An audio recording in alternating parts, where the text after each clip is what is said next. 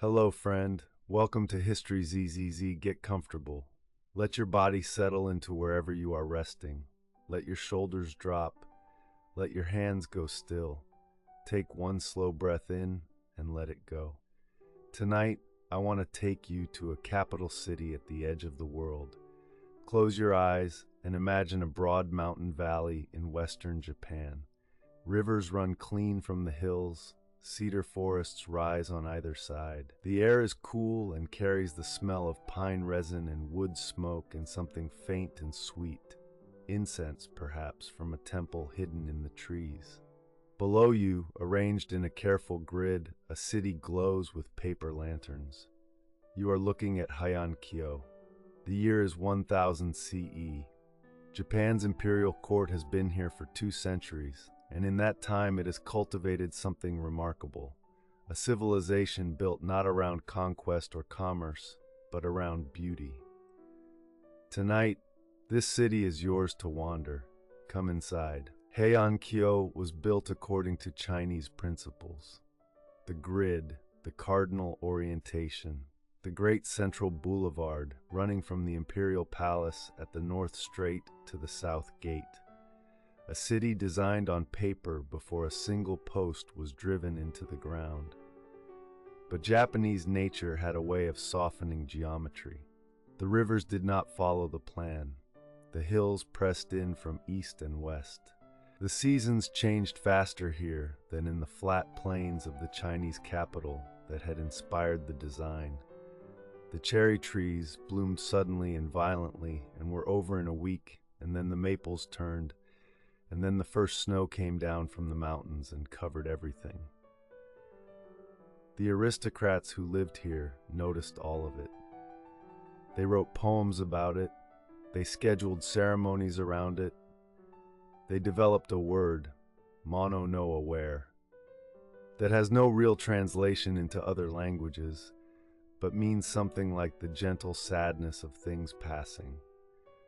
The awareness that beauty is inseparable from impermanence. Tonight, walking through the city, that feeling is everywhere. In the lantern light, in the smell of the air, in the way this exact moment will never come again. The diary, the imperial residential compound, sat within the larger palace complex like a city within a city. The emperor lived here. But in the Heian period, the emperor was less a ruler than a living symbol. The actual business of government was conducted by the great Fujiwara clan, who had arranged things so that their daughters married emperors and their grandsons became emperors. And the political power flowed smoothly from one generation to the next, while the emperor performed ceremonies and composed poetry and received delegations. The palace buildings were made of cypress wood, unpainted. The floors were polished until they reflected the lamplight. The rooms were divided not by walls but by hanging blinds and standing screens, so that the interior of the palace was a shifting landscape of fabrics and shadows. Conversation happened across these screens. A lady would speak to a gentleman from behind a bamboo blind, and he might never see her face, only hear her voice, and perhaps glimpse the layered sleeves of her robes trailing below the screen's edge. In a world of screens and indirection, everything became a kind of signal. What you said, how you said it, what you chose not to say. The most visible art form of the Heian court was clothing, not clothing as fashion, clothing as language. The layered robe system worn by court ladies, called junihitoi, the 12-layered garment, was a precise system of color combination. Each season had approved color gradations. Spring called for soft pinks shading to white at the hem, like cherry blossoms against snow. Autumn called for rich reds and deep purples shifting to gold, like maples in their peak week. Winter called for pale blues and grays. The combinations were called kasane no irome, layered color harmonies. Getting them wrong was not merely a fashion mistake, it was a social failure. a sign that you lacked sensitivity, that you had not noticed what season you were in. Tonight, a senior lady-in-waiting is helping a younger court lady adjust her robes. The sleeves fall in the correct order. The innermost layer a deep plum, then crimson, then green, then white at the outermost edge. The older woman steps back and looks, tilts her head, adjusts the green layer slightly, and nods. Now it is right. The young woman will walk into the hall, and the arrangement of her sleeves will tell everyone in the room exactly how carefully she has been paying attention. At the heart of Heian court life was the poem. Not poetry as a special interest. Poetry as the primary medium of communication. When a gentleman wanted to express his feelings about a lady, he sent a poem. When a lady wanted to respond, she sent a poem back. When the emperor experienced a beautiful sunset, he composed a poem. When someone died, poems were written. When someone was born, poems were written. When the morning mist lay across the garden a particular way, someone wrote a poem about it before breakfast. The form was tightly constrained, 31 syllables arranged in a pattern of 5, 7, 5, 7, 7. No more, no less. Within that tiny space, everything had to be said: the feeling, the season reference, the allusion to an older poem, the hidden meaning for the person who knew how to read it. Mastery took a lifetime. A truly great poem could be read on 4 levels simultaneously. A clumsy poem, one that missed the season, or misquoted a classical allusion, or said something flat where something resonant was possible, was quietly devastating. Tonight, somewhere in the palace, a brush touches paper. A poem is being composed. Someone is trying to say something true in 31 syllables before the moment slips away. In a room not far from the imperial apartments, a woman is writing something longer. Her name is Murasaki Shikibu. She is a lady-in-waiting, a widow, a person of moderate court rank and extraordinary observational intelligence. She has been writing for years now. She has been sharing chapters with friends. The stories are spreading. What she is writing will eventually be called The Tale of Genji. It is a novel, the first novel, by most reckonings, in the history of literature. It follows a prince through his loves and losses and the relentless movement of time. It is not about events exactly. It is about how things feel, about the specific texture of a particular autumn evening, or the way a perfume recalled years later can break your heart, or the way beauty and sadness are the same thing experienced at different distances. Right now, by lamplight, she is working through a scene she has been circling for days. She does not know that what she is writing will survive 1,000 years. She does not know that scholars will still be reading it, that it will be translated into every major language, that people around the world will lie in bed at night turning its pages. She knows only that the scene is not right yet, that she needs one more line. She writes it, reads it back, sets the brush down. Yes, that is the one. The gardens of Heian aristocratic estates were built to be experienced at night. This was not an accident. The moon over still water, the reflection of a pine branch, the sound of a stream flowing through carefully placed stones. These were not decorations, they were the point. The garden was designed to make you feel a particular sequence of emotions as you moved through it. A turn in the path that revealed a new view. A stepping stone that required you to slow down and look where you were placing your foot. A narrow bridge over a pond that made you stop for a moment, suspended over the reflection. Tonight, in an estate near the eastern hills, the garden is empty of people but full of presence. The pond is still. The moon has risen and sits in the water, exact and perfect, undisturbed. A frog is sitting on a mossy stone at the pond's edge. It has been there for an hour.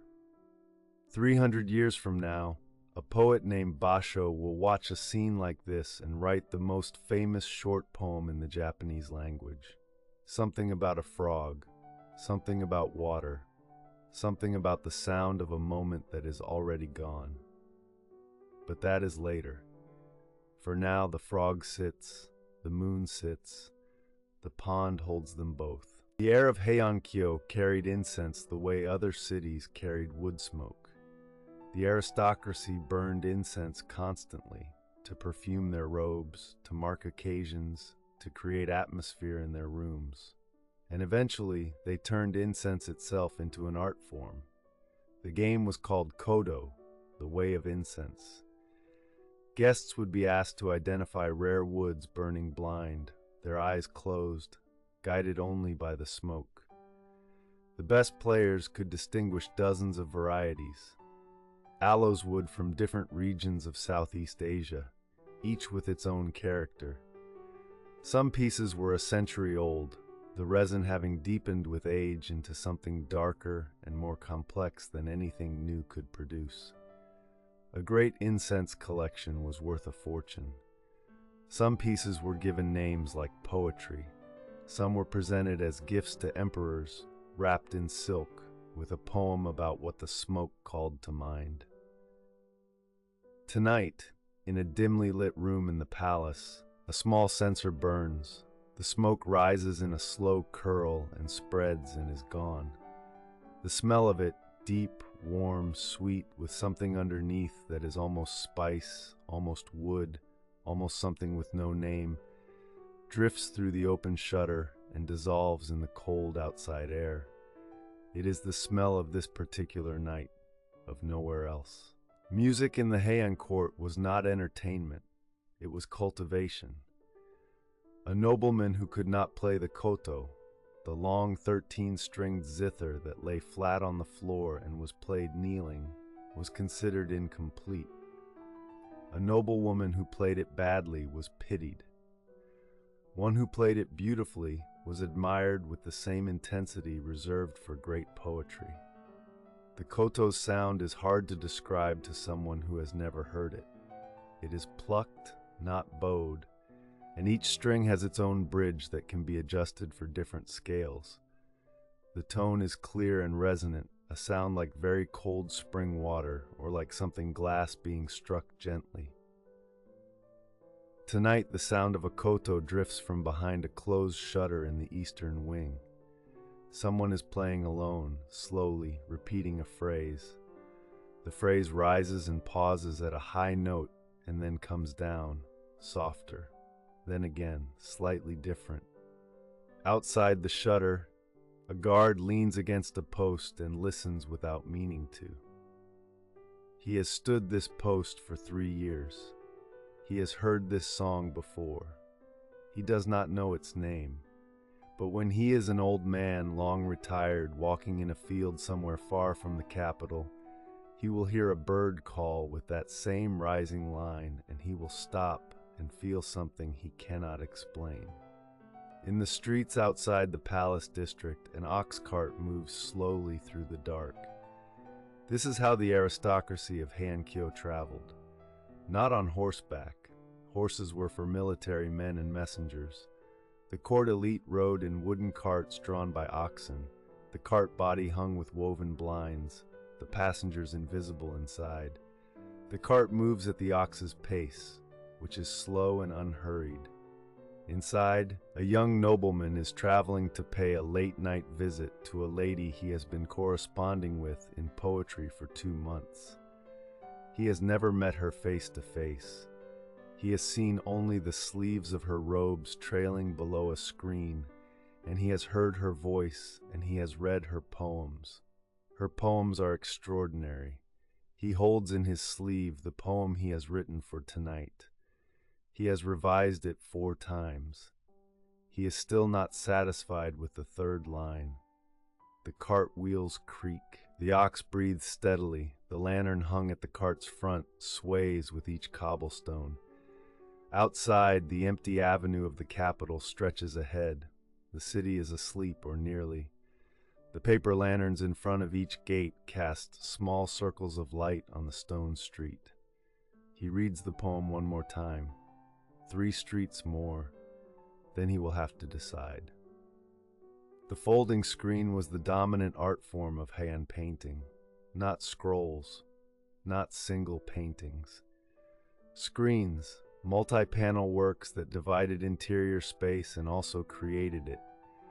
A screen placed at the edge of a room made that room. A screen depicting autumn maples could make you feel in the middle of winter the particular emotion of that season. The best screens were painted with gold leaf grounds, a technique that made the depicted world glow as if lit from within. Figures moved across these gold grounds without casting shadows. Clouds floated at angles that had nothing to do with physics. The effect was dreamlike by design. Tonight, in a room in the eastern wing, a screen shows a scene from a poem. A figure stands on a bridge over dark water. The moon is enormous. The reeds at the bank bend in a wind that has been frozen in gold and pigment for as long as anyone can remember. A lamp burns in front of the screen. In this light, the figure on the bridge seems to breathe.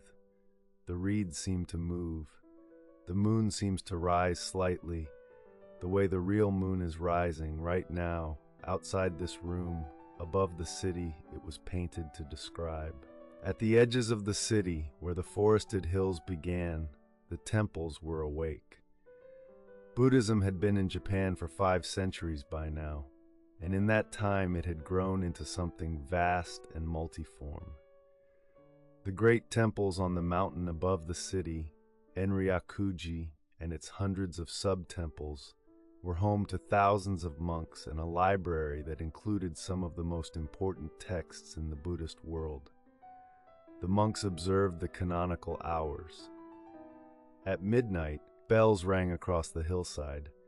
The sound carried down into the valley, into the sleeping city, through the windows of the palace, into dreams. The aristocracy of Heian Kyoto was deeply Buddhist in a particular way, less concerned with doctrine than with impermanence. The Buddhist truth that all things pass, that attachment is suffering, that beauty is most beautiful precisely because it will not last. This fit perfectly with what the court already knew from watching the cherry blossoms fall. The midnight bell sounds once, resonant and deep. In the city below, a few people stir in their sleep. Most do not. The bell fades, the hillside goes quiet, only the trees remain, moving slightly in the upslope wind.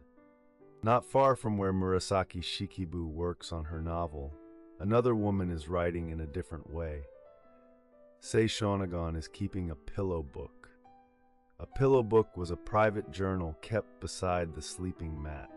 Notes, observations, lists, fleeting impressions.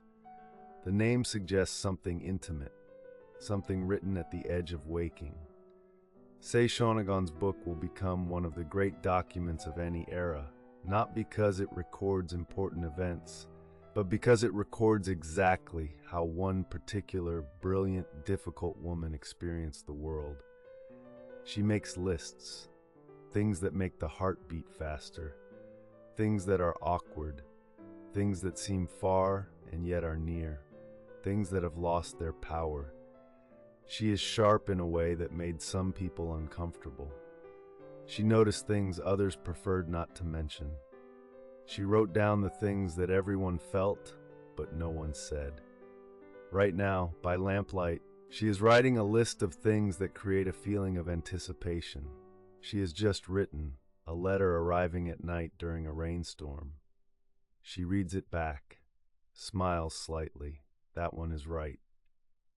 The moon over Heian Kyoto was not merely the moon. It was a presence. The aristocratic calendar was lunar. The great ceremonies tracked the moon's phases. The Otsukimi, the autumn moon viewing festival, was one of the most important events of the year. court ladies and gentlemen gathering on verandas and in gardens to sit and look at the harvest moon, to compose poems about it, to play music under it. But even outside the formal festivals, the moon commanded attention. A poem sent without a moon reference, when the moon was full and visible, suggested that the sender had not noticed, had not looked up, was perhaps not the kind of person worth knowing. Tonight, the moon is 3 days past full. Still bright, still large, it moves behind a thin cloud and the world shifts, not to darkness, but to a softer version of itself. Everything loses its sharp edge. The shadows thicken slightly. The water in the garden pond holds the cloud's shape for a moment. Then the cloud passes. The moon returns. Somewhere in the palace, a brush is lifted. Someone is writing about this exact moment. The Kamo River ran along the eastern edge of the city. In the daytime, it was busy. People washing, children playing, animals watered, goods unloaded from boats. But at night, after the city pulled inward and the lanterns began to dim, the river became something else. A wide, shallow current moving over smooth stones. The sound of it was constant, a low, irregular murmur that the city had been built beside and had simply absorbed into itself. The way you stop hearing a clock after the first hour. Tonight, the river is pale in the moonlight. A heron stands in the shallows, motionless, watching the water. It has been standing there for a long time. It is very patient. The mountains that feed this river are invisible in the dark, but they are there, north and east and west, pressing inward, holding the valley the way cupped hands hold water. The city, the court, the palace, the poetry, all of it rests in that cup. The river moves through the cup and out the other side and does not stop for any of it. The heron shifts its weight slightly, watches, waits. At night in Heian Kyoto, the foxes came out. They moved through the unlighted streets, along the edges of the walled estates, through the kitchen gardens at the palace's back wall. Real foxes, trotting in the dark. But also perhaps something else. The kitsune, the fox spirit, was one of the most powerful presences in Japanese supernatural understanding. Foxes were messengers of the rice god Inari. They were tricksters. They could take human form. They were associated with love affairs that went wrong, and with inexplicable sorrows, and with the moments when the ordinary world seemed to thin out and something else showed through. The aristocracy of Heian Kyoto lived in genuine awareness of these possibilities. When a nobleman behaved erratically, people said he was fox-touched. When a lady fell into a decline that no physician could explain, exorcism was considered. When something disappeared and could not be found, the fox was the reasonable suspect. Tonight, a real fox sits at the edge of the palace garden, ears up, watching a lantern burn behind a screen. It watches for a long time. Then it turns and trots silently into the dark. Whatever it was looking for, it has found or not found. Either way, it is gone. The court existed because thousands of people kept it running. Behind the poetry and the incense and the painted screens, there were kitchens, there were storerooms, there were stables, there were laundry operations and water-carrying operations, and the complex logistics of feeding and clothing several hundred aristocrats every single day. The people who did this work are largely absent from the records. Murasaki Shikibu wrote about them occasionally. A glimpse of a servant girl carrying something, a kitchen worker visible through an open door. But they did not write their own pillow books. Their names were not attached to poems in imperial anthologies. Tonight, in the kitchens at the palace's edge, 2 women are finishing the last tasks of the day. The fires have been banked, the vessels cleaned and stacked, the food prepared for the morning is covered and set aside. They move quietly, efficiently. They have been doing this work since before dawn. One says something to the other laughs softly. What she said is not recorded. It is not the kind of thing that gets recorded, but it was funny, and both of them needed it. The lamp is extinguished. They go to their rooms. The kitchen is dark. In the deep night, a brush is moving over paper. Calligraphy in Heian, Japan was not just the transmission of text. It was the revelation of character. How you held the brush, how much pressure you applied, whether your strokes were confident or hesitant, whether the characters flowed into each other in the cursive kana script or sat apart. All of this communicated something about who you were. A letter sent with beautiful calligraphy was already half a declaration. A poem written in a hand that was graceful and assured made the poem better before it was read. The person writing now is practicing. Not writing a letter, not composing a poem, just practicing, filling sheet after sheet with the same characters, trying to find in the motion of the brush the feeling that will make it right. The lamp burns steady, the ink spreads on the paper, the characters accumulate in soft black curves. Outside, the night is very still. Not a sound from anywhere in the city, just the faint whisper of the brush, just this. The city breathes, the palace sleeps, the estates sleep, the servants sleep. In the temples on the hillside, a few monks are still awake, but most are not. Murasaki Shikibu has set down her brush. The novel will wait until morning. The koto is silent. The incense has burned to ash. The screen with the figure on the bridge glows faintly in the last of the lamplight. History does not often record nights like this.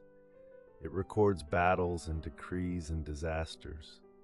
It records who held power and who lost it. It records the events that changed things.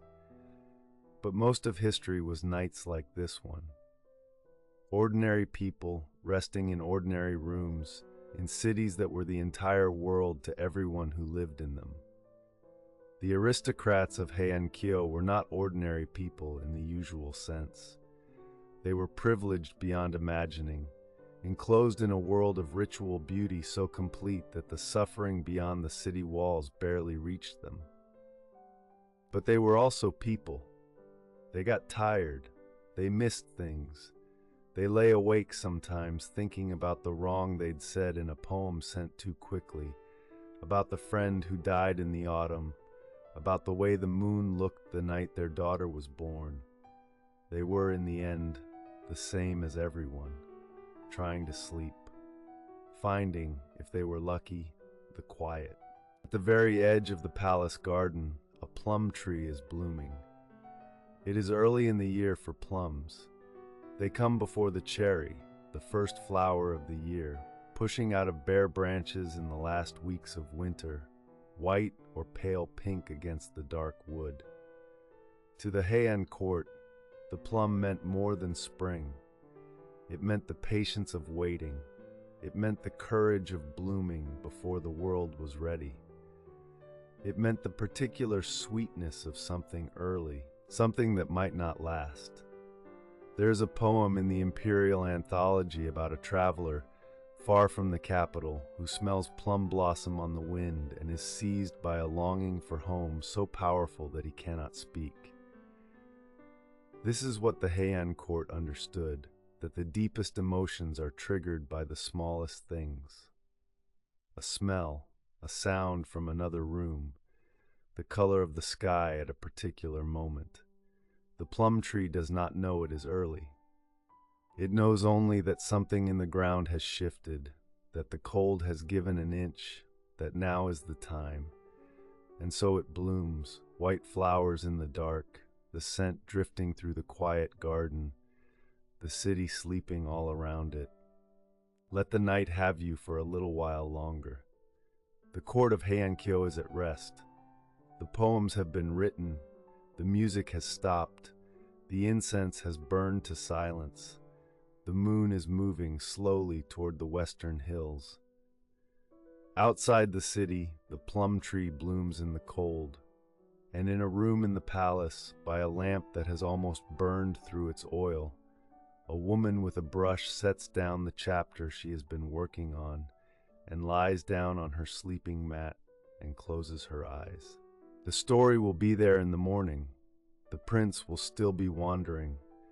The world she has built from language will hold through the night, patient and intact, waiting for her to return. Let that be enough for now. The city breathes, the river moves, the moon travels its old road. You are here, you are safe, you can rest. Good night from Heian-kyo. Good night. Thank you for spending this night in Heian-kyo. If you enjoyed this journey, History ZZZ has many more waiting for you. Ancient Rome, Babylon, the court of Kublai Khan, the Silk Road at night. Wherever you would like to rest tonight, we have a world for you. Sleep well, wherever you are. History ZZZ.